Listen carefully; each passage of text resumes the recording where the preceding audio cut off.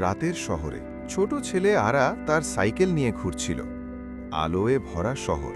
আরা দেখল একটি ছোট লাইট গ্লোব ঝলমল করছে।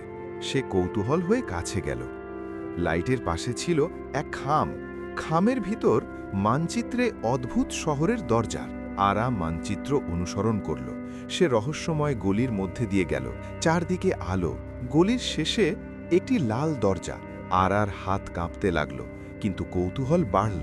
দরজা খোলায় সে প্রবেশ করল এক জাদুকরী শহরে। চারদিকে উড়ন্ত রঙিন বেলুনে ভরা। শহরের মাঝে একটি ফোয়ারা। আরা দেখল ছোট মানুষগুলো নাচছে, যেন কোনো দুঃখ নেই। আরা ঠিক করল এই শহরে প্রতিদিন আসবে। সে বুঝল খুঁজলেই আনন্দের পথ খুলে যায়। ফিরে যাওয়ার সময় দরজা নিজেই বন্ধ হলো। আরা বুঝল এটা কৌতূহলী মানুষের জায়গা। বাড়ি ফিরে আরা জানল ছোট ছোট সাহসিকতা বড় আনন্দের চাবি হতে পারে।